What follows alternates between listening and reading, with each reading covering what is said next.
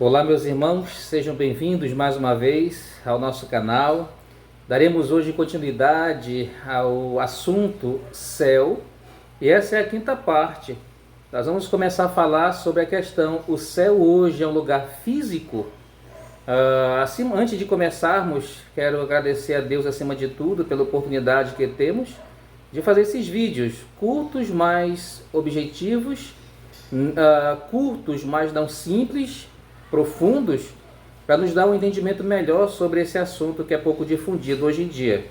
Agradecemos a Deus por isso, que Ele conceda a cada um de nós sempre a oportunidade de crescermos e aprendermos mais sobre a sua palavra. Também agradeço a você que tem nos acompanhado, o nosso grupo, o nosso canal ainda é pequeno, mas com vocês curtindo, compartilhando, a tendência é que ele cresça. Cresça com que finalidade? A finalidade é que esses estudos ele alcancem o máximo de pessoas, o máximo de pessoas interessadas no assunto possível, tá bom?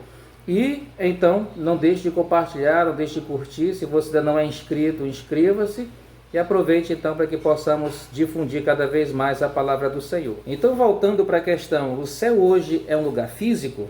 Lá em Atos 1, 9 a 11, irmãos, nós observamos Jesus Cristo se despedindo dos seus apóstolos, subindo aos céus em forma física, em forma corpórea, tá bom? Isso contraria a ideia popular, que muitas vezes é uma ideia errada, que ela entende o céu como algo completamente espiritual, um estado de espírito, uma dimensão etérea. Quando a gente observa a palavra de Deus, irmãos, nós vamos entender que o céu atual, o céu hoje, ele é um lugar real, conforme nós vimos no primeiro vídeo. Ele é um céu real com características físicas. Ele tem continuidade com o mundo criado, mesmo que ele seja diferente, mesmo que seja distinto em glória. O céu atual, irmãos, hoje, onde os salvos estão ali após a morte e antes da ressurreição, ele já possui elementos físicos. Isso prepara, é claro, ali o caminho para o céu eterno, que vai ser a nova terra apresentada em Apocalipse, onde os crentes habitarão com os corpos ressuscitados num ambiente físico e restaurado. Nós já observamos e já trabalhamos sobre aquela visão platônica que vê o mundo espiritual como algo bom e vê o mundo físico como algo inferior. Já mostramos que a criação material ela é boa. Deus, após criar o mundo, lá em Gênesis capítulo 1, ele disse que tudo era muito bom. E essa criação ela vai ser redimida, ela não vai ser destruída. Futuramente estudaremos sobre essa questão. Mas quais são os fundamentos bíblicos que nós temos para ver o céu como lugar físico? Nós observamos, irmãos, que o céu ele é apresentado na Bíblia como uma habitação real, não simbólica. Por exemplo, lá em João capítulo 14, Jesus fala: na casa de meu pai há muitas moradas. É interessante que a palavra grega aqui para moradas, bonai, fala sobre morada, habitação, vai indicar uma realidade espacial e não apenas um estado espiritual. Então Jesus ele promete para nós um lugar concreto, um lugar onde os seus discípulos vão estar para sempre com ele. Lá em Atos capítulo 1, versículos 9 a 11, nós observamos Jesus subindo ao céu à vista dos seus discípulos, uma nuvem encobrindo, e os anjos aparecendo dizendo: esse Jesus voltará da mesma forma que vocês viram ele subir. E tudo isso, irmãos, reforça ali o caráter espacial e físico do céu. Jesus, ele vai para algum lugar em forma física, ele vai em forma material e ele vai retornar da mesma forma. Então, irmãos, saber que existe um lugar preparado consola a gente, abençoa aqueles que estão no luto também, nos faz entender que o céu não é uma ilusão reconfortante, mas o céu ele é o lar eterno, real e prometido. A palavra de Deus nos apresenta, irmãos, três céus, uma hierarquia bíblica ali do espaço. Paulo, em 1 Coríntios capítulo 12, ele menciona ter sido arrebatado ao terceiro céu, que mais à frente, no versículo 4, é identificado como paraíso, indicando ali uma dimensão superior às outras duas primeiras, às outras duas formas de céu. O pensamento judaico sobre a questão de três céus: no primeiro céu é a atmosfera terrestre, Gênesis 1:20. O segundo céu é o cosmos, ali os planetas, o universo. E o terceiro céu é justamente a habitação do próprio Deus. Não significa um lugar místico, mas é uma realidade mais elevada, uma realidade criada e sustentada ali pelo próprio Deus. Como a questão desse corpo ressurreto e essa tangibilidade do céu, o ser palpável. Paulo fala em 1 Coríntios capítulo 15, irmãos, sobre o corpo ressuscitado ser um corpo espiritual. Mas ele fala não no sentido de não físico, mas no sentido de ser capacitado pelo Espírito para uma existência glorificada. No Evangelho de João, capítulo 20, lá no versículo 27, Jesus convida Tomé a tocar nas suas feridas para que realmente ele visse e entendesse que Jesus não era uma visão, não era um fantasma. Lá em Lucas 24, irmãos, nós observamos Jesus dizendo: um espírito não tem carne nem ossos, como vedes que eu tenho. E depois Jesus pega e come peixe com eles.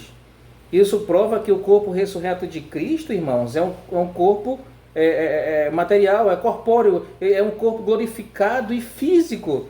E assim também vai ser com os salvos. E eles vão estar então em corpos físicos, habitando num ambiente também físico.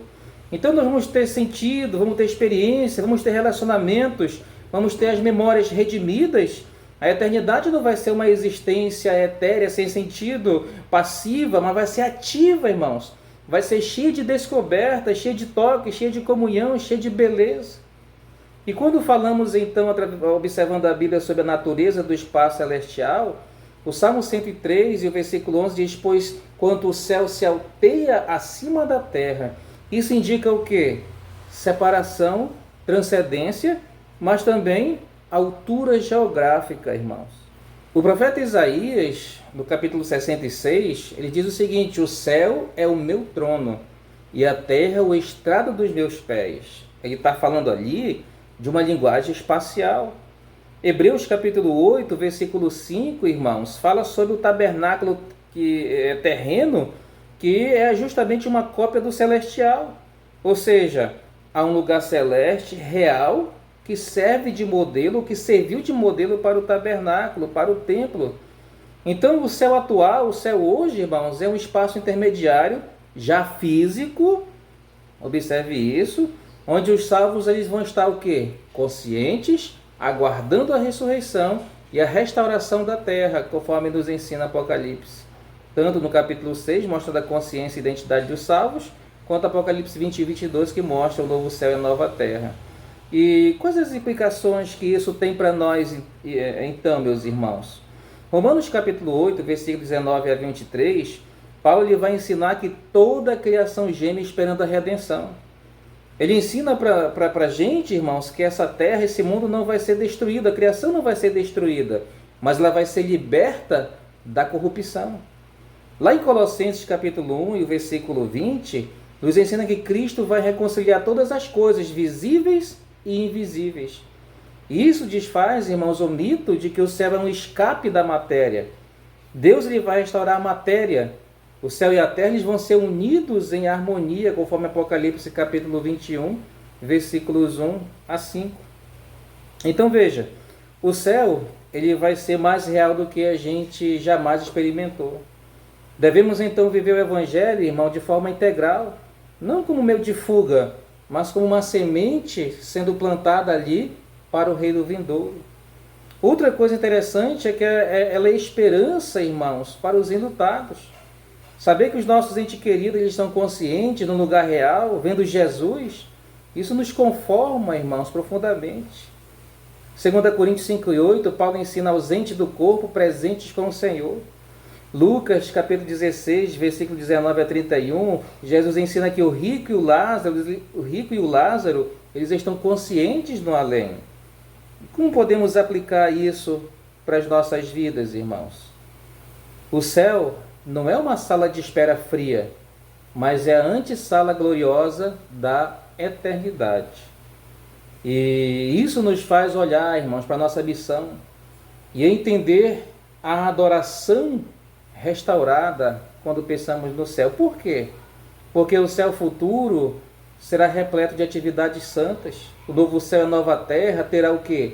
Governo, adoração, cultura, arte, trabalho redimido. E Apocalipse 22, a partir do versículo 3, nos ensina isso. Então a missão da igreja hoje é antecipar o reino, evangelizando, cuidando da criação, lutando pela justiça, servindo ali com amor. O nosso culto hoje, irmãos, e a nossa convivência deve ser uma amostra grátis da eternidade. Corpo, alma e espírito em plena expressão, antecipando algo eterno, algo glorioso, algo que está ainda no futuro, mas que nós já sentimos e provamos desde já. Portanto, meus amados irmãos, que possamos entender sempre essa realidade. O céu hoje, onde Cristo habita e para onde os salvos estão indo, mesmo que em espírito, ele já apresenta aspectos físicos, ele já apresenta ali algo tangível, algo concreto. E é isso que nós temos que ter em mente. Quando esse céu atual, juntamente com a Nova Jerusalém, descer até essa terra restaurada e transformada, é justamente, meus amados irmãos, onde nós passaremos a eternidade com o Senhor. Em completa comunhão, convivendo em uma sociedade justa, onde não haverá mais nenhum sofrimento e nenhum aspecto de pecado.